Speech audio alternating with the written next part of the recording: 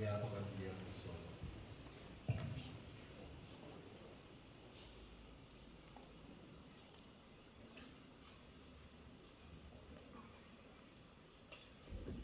Tumsifu Yesu Kristo.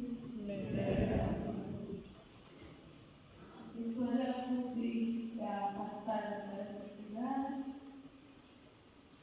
Alizaliwa ndugu Pascal Sigara alizaliwa tarehe 5 ya mwezi wa 4 mwaka 1962 katika kijiji cha Mapele, kata ya Nyuma, wilaya ya Mpwapwa. Elimu. Ndugu Pascal Sigara alipata elimu ya msingi katika shule ya msingi Ruvuma Kilosa kuanzia mwaka 1971 hadi mwaka 1977. Pia alipata elimu ya sekondari katika shule ya seminari ya St. Peter iliyoko Morogoro kuanzia mwaka 1978 mpaka mwaka 1981.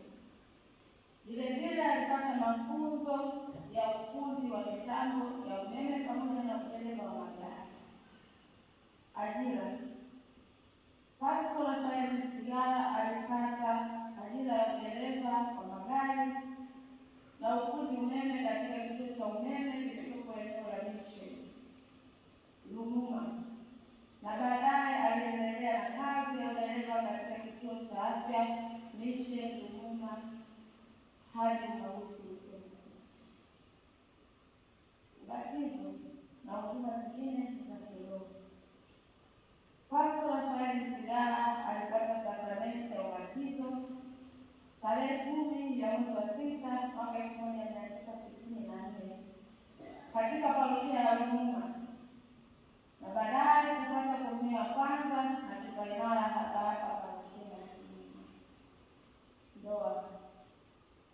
Pascal Sigara alibahatika kuoa na ndoa takatifu na mke wake Regina Christopher Mdede tarehe 6 ya mwezi wa 11 mwaka 1994 katika parokia ya Ruvuma, na kubahatika kupata watoto 3, 2 wa kiume na 1 wa kike. Homa. Pascal Sigara alianza kuugua mnamo Februari 2026 akiwa anasumbuliwa na maumivu ya mguu wa kushoto, sehemu ya nyonga na paja. Matibabu alipata katika kituo cha afya Ruvuma, lakini hakupata nafuu. Akapelekwa hospitali ya rufaa ya mkoa wa Dodoma, lakini hakupata nafuu. Baada ya hapo alipelekwa hospitali ya Aga Khan kisha kupelekwa hospitali ya Benjamin Mkapa, akafanyiwa uchunguzi na kupata matibabu, akapata nafuu. Aliendelea hadi ilipofika tarehe 24 ya mwezi wa 4 2026 saa 4 asubuhi, hali ilipobadilika ghafla na kukimbizwa kituo cha afya Ruvuma, ambapo wakati madaktari walifanya uchunguzi kubaini alikuwa ameshapoteza fahamu. Marehemu kaacha mjane na watoto 3, wajukuu 3, 2 wa kiume na 1 wa kike.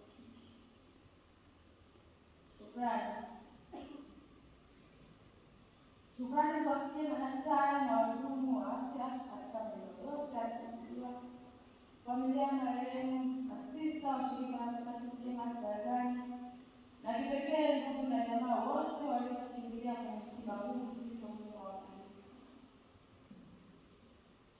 Kipekee katika familia yetu, napenda kusema baba yetu alikuwa bega. Ni mtu ambaye tulitumia kumwegamia kila wakati kwa tatizo lolote. Baba yetu alikuwa na upendo mwingi na upendo. Baba yetu alikuwa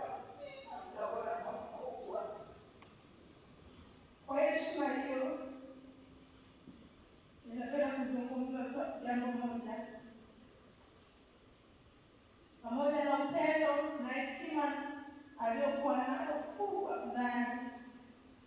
Tuzidi kuombeana, tuzidi kuyaishi mema aliyoyaishi baba yetu.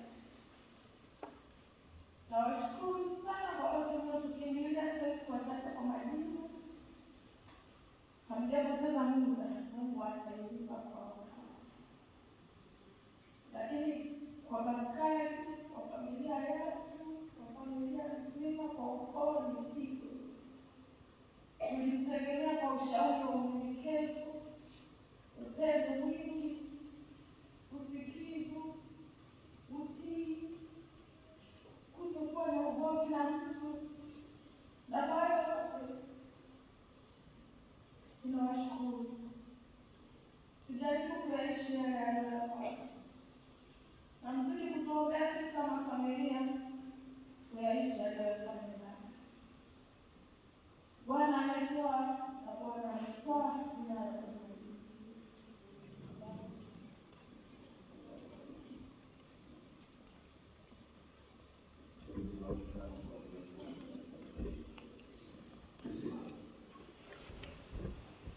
Ndugu zangu katika Kristo,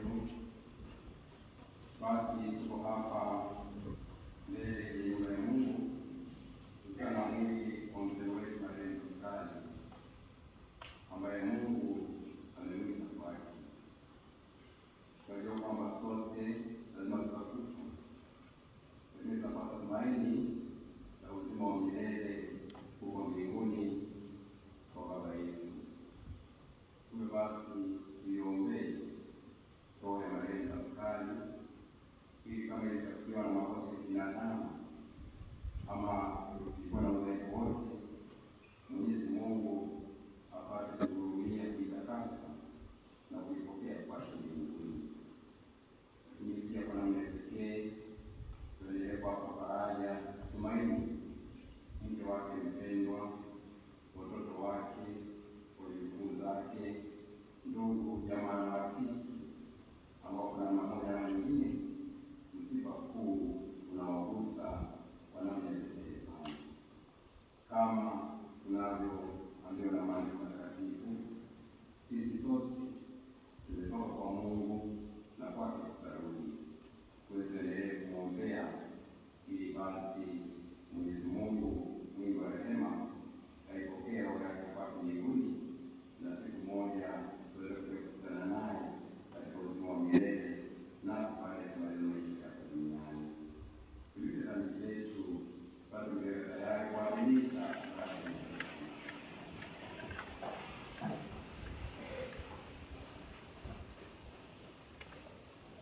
namuungamia Mungu Mwenyezi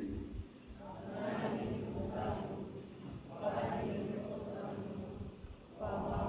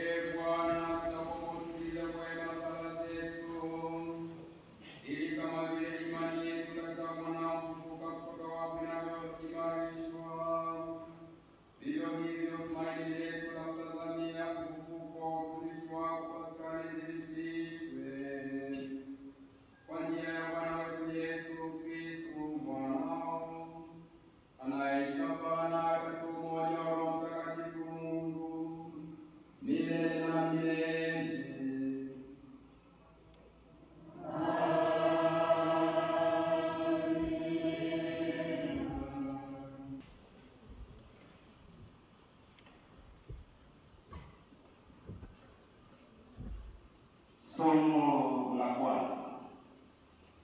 Somo katika waraka wa Mtume Paulo kwa Warumi. Warumi sura ya 14 aya 7 hadi ya 12. Kwa sababu hakuna mtu miongoni mwetu aishie kwa nafsi yake, wala hakuna afaye kwa nafsi yake. Kwa maana kama tukiishi, twaishi kwa Bwana, au kama tukifa, twafa kwa Bwana. Basi kama tukiishi au kama tukifa, tu mali ya Bwana. Maana Kristo alikufa akawa hai tena kwa sababu hii, hawamiliki waliokufa na walio hai pia. Lakini wewe je, mbona wamhukumu ndugu yako? Au wewe je, mbona wamdharau ndugu yako? Kwa maana sisi sote tutasimama mbele ya kiti cha hukumu cha Mungu. Kwa kuwa imeandikwa, kama niishivyo, anena Bwana, kila goti litapigwa mbele zangu, na kila ulimi umkiri Mungu. Basi ni hivyo, kila mtu miongoni mwetu atatoa habari zake mwenyewe mbele za Mungu. Neno la Bwana.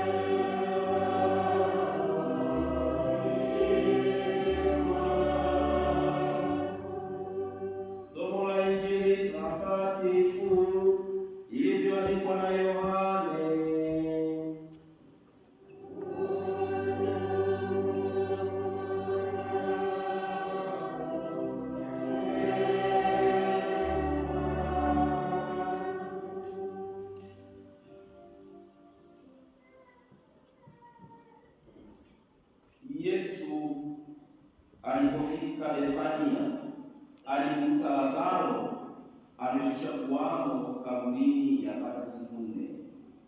Na Bethania ilikuwa karibu na Yerusalemu, kadiri ya maili 2 hivi.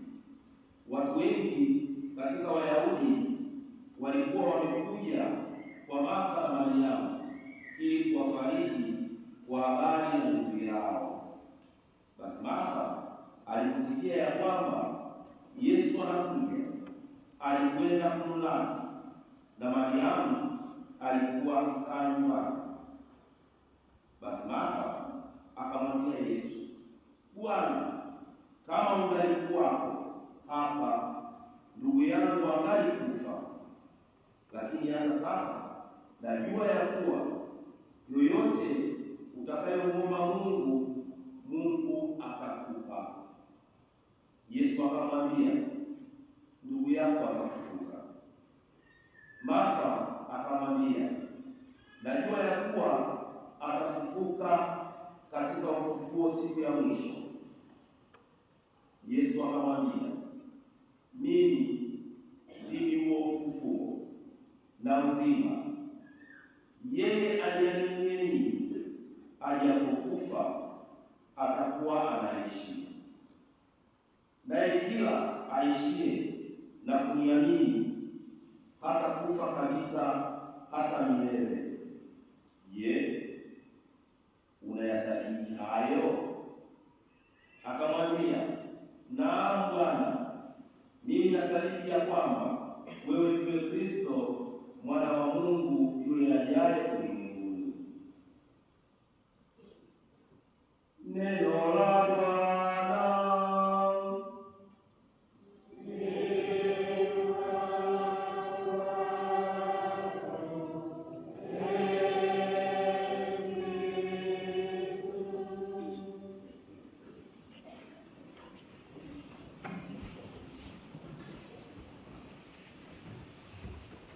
Wafiwa, poleni sana kwa kipindi kigumu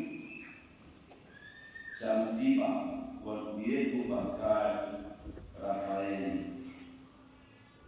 Kifo hakizoeleki.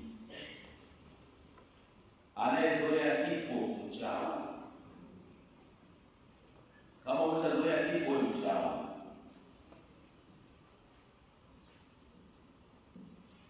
Kifo kinatisha na kinaogopesha, kwa sababu kinatuondolea furaha ya maisha ya sasa.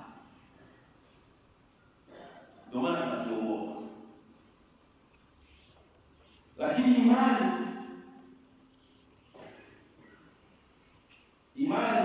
inatupa matumaini kuwa kifo ni daraja la kuelekea maisha ya milele. Hapa wanakumbuka mwanamuziki mmoja Mjuma Muumini alipokuwa anaimba, ukilia sana kufuru Mungu na baki na uchungu mkubwa moyoni. Kifo kinapotokea kinatuuma, lakini mpango wa Mungu, shida inakuja ni hulka ya mwanadamu kung'ang'ania uhai. Ni hulka ya mwanadamu, na hii imeumbwa na Mungu, iko ndani yetu kuupenda uhai. Nasema hivyo kwa sababu kama Mungu angekuwa anakuja kwenye familia anasema nataka nichukue fulani, ila kama kuna mwingine ambaye yuko tayari kwa badala yake, basi aseme mimi nakuja, huyo mwache. Hata kwenye ukoo wa Paskali nani amenyosha? Au kwenye ukoo wako ungenyosha? Kama anakuja kuchukuliwa mama yako ungenyosha?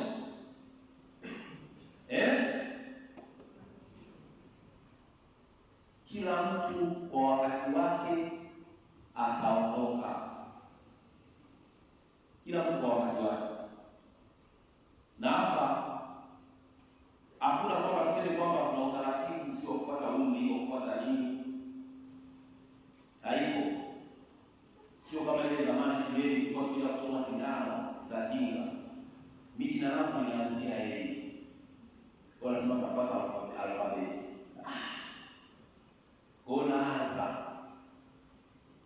kwenye kifo, yeyote anaweza akaanza. Mtoto aliyezaliwa leo ana umri wa kutosha kufa. Sababu kifo ni mpango wa Mungu. Lakini pamoja na yote, kama tunapenda kuishi, basi tulipaswa kutamani maisha ya milele. Na hii hulka ya kupenda kuishi haiwezi kukamilika mpaka tutakapomuona Mungu aliye asili ya huo uhai. Ndipo itakapokamilika furaha ya kuishi, tutakapomuona Mungu aliye asili ya uhai.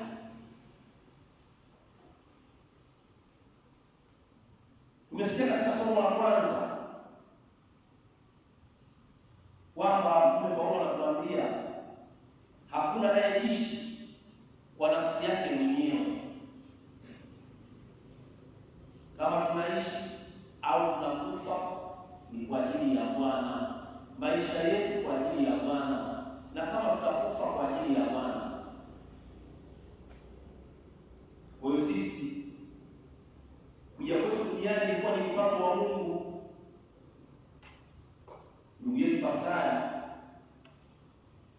amemaliza utumishi wake wa hapa duniani, na Mungu anampatia maisha mapya mbinguni.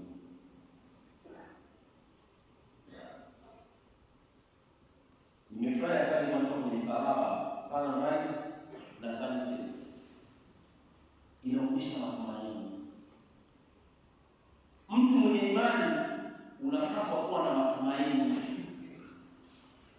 kwamba sisi ni mali ya Mungu, tuwe hai au tumekufa, sisi ni mali ya Mungu. Thamani ya mwanadamu haiondoki kwa sababu kafa, iko pale pale. Kwa Mungu bado una thamani. Pale unaleta sunrise na sunset. Sunrise ni wakati gani? Tunafanyaje sunrise? Tunaamka. Sunset tunalala. Kwa hiyo kifo ni kulala, kifo ni kupumzika. Ndio maana wengine wanaandika rest in peace, pumzika kwa amani. Mwanadamu mwenye imani na matumaini hapaswi kuogopa kifo, badala yake anapaswa kujiandaa kwa kifo, hasa kwa kushika imani. Tunapaswa kujiandaa kwa kifo kwa kushika imani. Tumemsikia Martha katika Injili anamwambia Yesu kwamba anaamini atafufuka ndugu yake katika ufufuo wa wafu. Martha anatuonyesha imani na matumaini. Kwa mwanadamu anapaswa kujiandaa kwa kifo kwa kushika imani. Ndugu yetu Pascal alishika imani. Tuliposikia wanasoma historia yake, imejaa imani. Alibatizwa, akapokea sakramenti zote zile za zilizomhusu, sio zote kwamba alipata na upande hapa, zile alizozipata za muhimu. Maanake anaonyesha imani. Alikuwa ni mtu wa imani. Mimi nakumbuka tulitumikia naye misa kwenye hili kanisa tukiwa wazee. Yeye alikuwa mkubwa kwetu, alifundisha kutumikia misa. Kwa hiyo alishika imani. Hii kwa familia mnaachiwa somo na mtihani wa kufuata wa kushika imani. Je, na nyinyi wanafamilia mtakuwa mmeshika imani kama yeye aliposhika? Kumlilia haitoshi. Kama kweli tunampenda, tuige mfano wake wa kushika imani. Na kwa watoto wake, fuateni mfano mbaya. Mmehuzunika, na aliyesoma risala anasema familia imehuzunika. Ni kweli, tunafahamu, lakini mnapaswa kumwiga, kumwenzi kwa kuishi imani.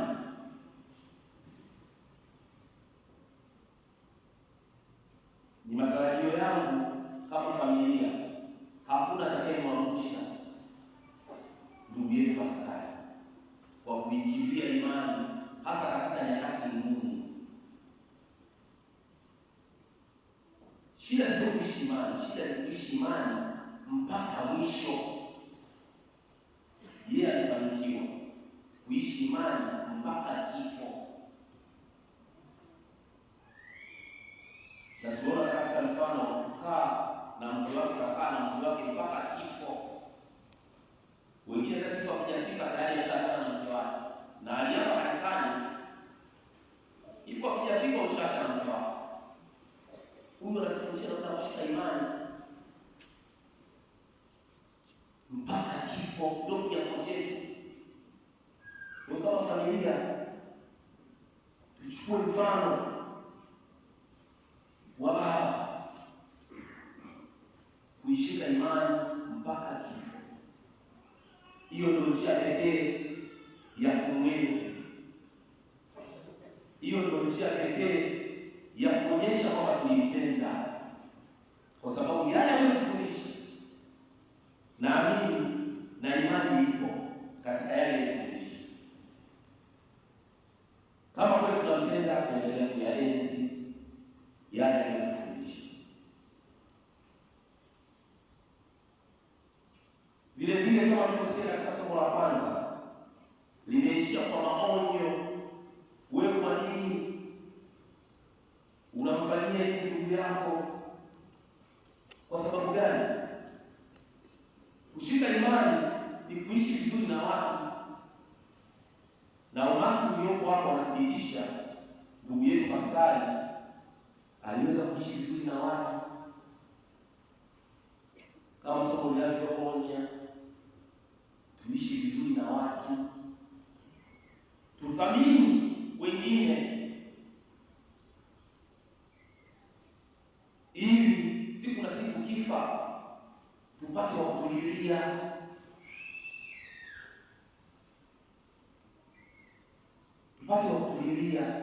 tupate wa kuhuzunika. Hii tutaiweza kama tutaishi maisha ya kumpendeza Mungu. Ndio maisha pekee ambayo yatatusaidia kuweza kuishi na watu vizuri, kama alivyoishi ndugu yetu Paskali. Ndio maana mnaona umati watu waliokuja, kwa sababu aliishi nao vizuri. Kwa hiyo ndugu wote, ni matumaini yangu mtaiga mfano wake, ili muweze kumwenzi baba yetu, kumwenzi ndugu yetu. Niendelee kuwapa pole wanafamilia, tuupokee msiba, kwa sababu ni mpango wa Mungu kutupa maisha, na ni mpango wa Mungu kuturudisha kwake. Duniani si wasafiri. Somo nimesema sisi ni mali ya Mungu, akituita tutakwenda, kwa sababu ni mali yake.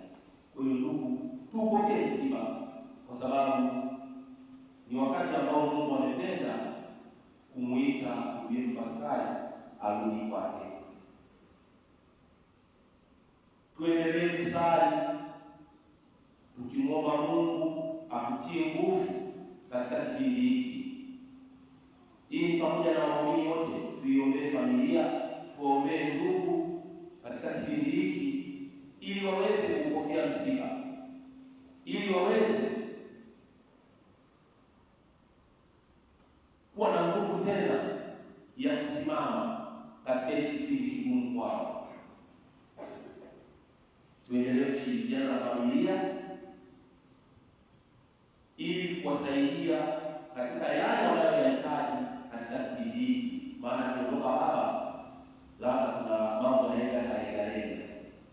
Wanafamilia, ndugu, jamaa, majirani, kushirikiana na familia kuisaidia katika kipindi hiki ili waweze kusimama kumsifu Yesu Kristo.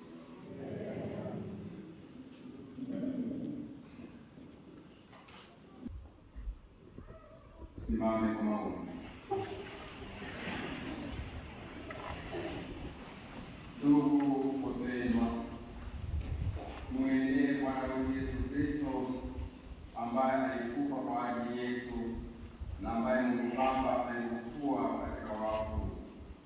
Tumwombee marehemu wetu Paskali Kaperesigara, nayesindikiza katika safari yake ya mwisho na kumlaza kaburini. Ee Bwana Mungu, twakuomba. Twakuomba usikie.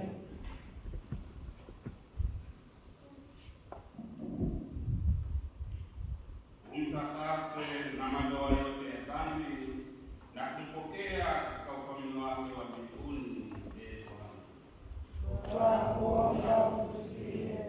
yakamilishe ndani yake alianzisha katika ubatizo wake. Ee Bwana, twakuomba usikie.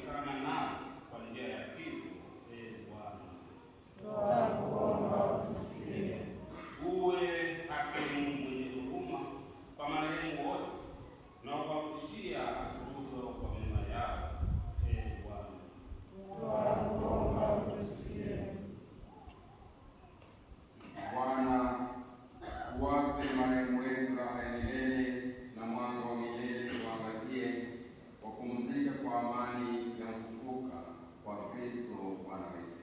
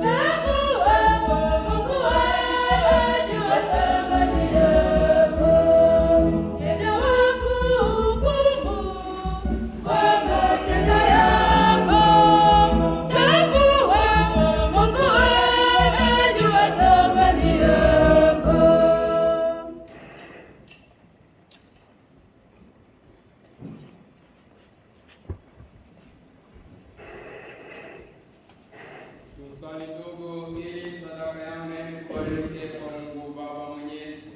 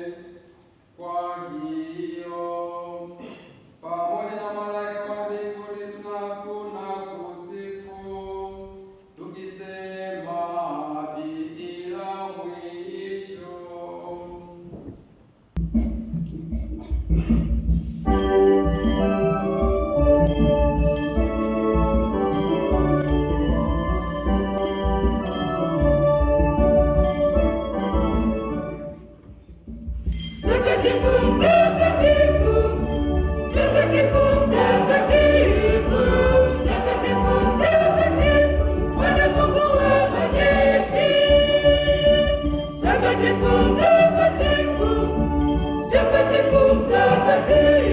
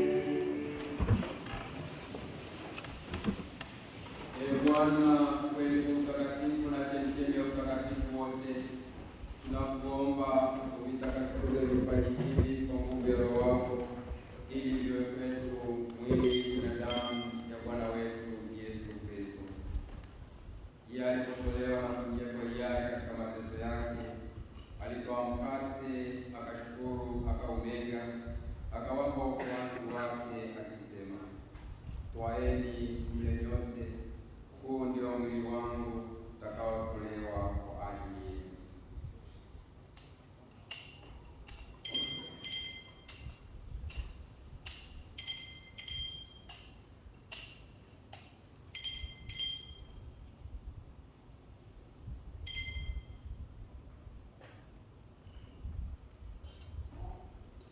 Vivyo hivyo baada ya kula, akitwaa kikombe na kukushukuru tena, aliwapa wafuasi wake akisema, twaeni mnywe nyote, hiki ndicho kikombe cha damu yangu, damu ya agano jipya na la milele, itakayomwagika kwa ajili yenu na kwa ajili ya wengi kwa maondoleo ya dhambi. Fanyeni hivi kwa ukumbusho wangu.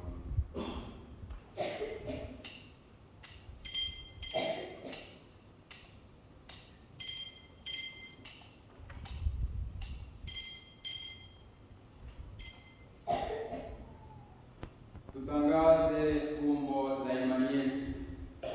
Ee Bwana, tunatangaza kifo chako na kutukuza ufufuko wako mpaka utakapokuja. Kwa hiyo, Ee Bwana, tunapoadhimisha ukumbusho wa kifo na ufufuko wake mwanao, tunatolea mkate wa uzima na kikombe cha wokovu. Tunakushukuru kwa kuwa umetustahilisha kusimama mbele yako na kutumikia. Pia tunakusihi kwa unyenyekevu, ili kwa kushiriki mwili na damu ya Kristo tukusanywe na Roho Mtakatifu tupate kuwa jamaa moja. Ee Bwana, ulikumbuke kanisa lako lililoenea popote duniani, ulikamilishe katika mapendo, pamoja na Baba Mtakatifu wetu Leo 14 na askofu wetu mkuu Beato Mnyeya na askofu msaidizi Wimbo Kigozi na waklero wote. Umkumbuke mtumishi wako marehemu Paskali Rafael Sigara, uliyemwita kwako kutoka dunia hii. Ujalie aliyeshirikishwa kifo cha mwanao kwa ubatizo ashiriki pia ufufuko wake. Uwakumbuke pia ndugu zetu waliofariki dunia wakiwa na tumaini la ufufuko, na marehemu wote waliofariki dunia katika huruma yako, wapokee kwenye nuru ya uso wako. Tunakuomba utuhurumie sisi sote, ili pamoja na Maria Bikira mwenye heri, mama wa Mungu, na Mtakatifu Yosefu mume wake Bikira, mitume wenye heri na watakatifu wote waliokupendeza tangu kale, tustahili kushiriki uzima wa milele na kukusifu na kukutukuza kwa njia ya mwanao Yesu Kristo.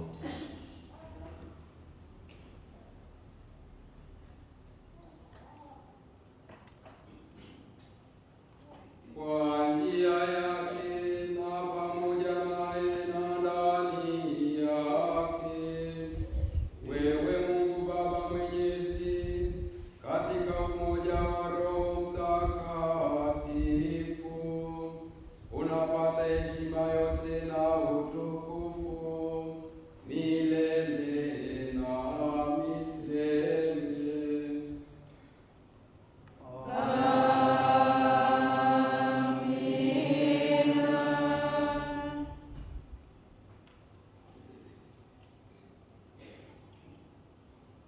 Kwa kulitii agizo la Mwokozi wetu, tukifuata makusudi Mungu na kusema, Baba yetu Uliye mbinguni, jina lako litukuzwe, ufalme wako ufike, utakalo lifanyike duniani kama mbinguni. Utupe leo mkate wetu wa kila siku, utusamehe makosa yetu kama tunavyowasamehe na sisi waliotukosea, usitutie katika kishawishi, lakini utuokoe maovuni. Ee Bwana, tunakuomba utuokoe katika maovu yote, utujalie kwa wema amani maishani mwetu, kusudi kwa msaada wa huruma yako tuokolewe rehema na dhambi, wala tusifadhaishwe na jambo lolote, tunakutazamia tumaini lenye heri na ujio wa Mwokozi wetu Yesu Kristo. Kwa kuwa ufalme wako na nguvu na utukufu hata milele. Ee Bwana Yesu Kristo, uliyewaambia mitume wako, amani na wachieni, amani yangu na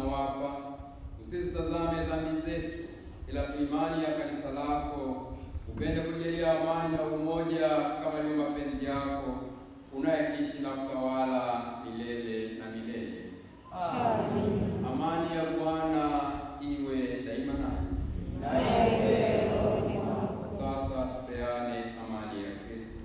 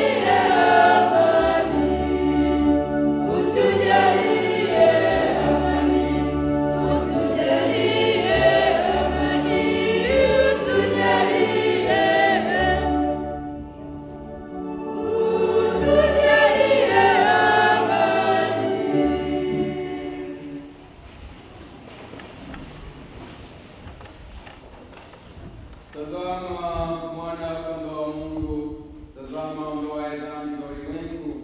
Heri hao walioalikwa kwenye karamu ya mwana kondoo. Ee Bwana, sistahili kuja kwangu, lakini sema neno tu, na roho yangu itapona. Mwili wa Kristo tulile, tupate uzima wa milele. Amen.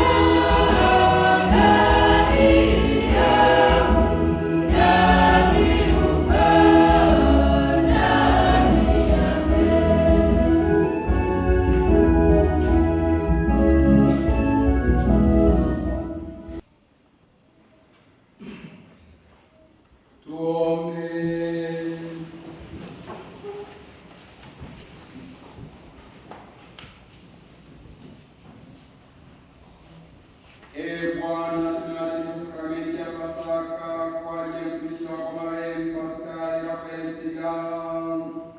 Tunakuomba umjalie aingie katika makao ya mwanga na amani kwa njia ya Kristo Bwana wetu.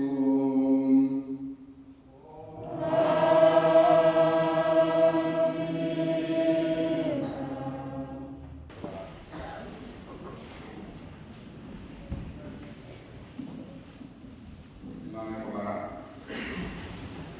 Bwana awe nanyi.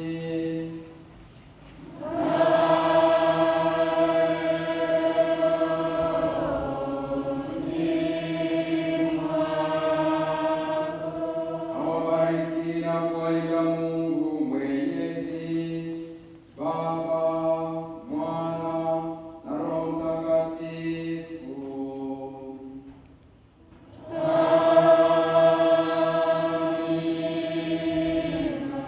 Nendeni na amani. Haleluya.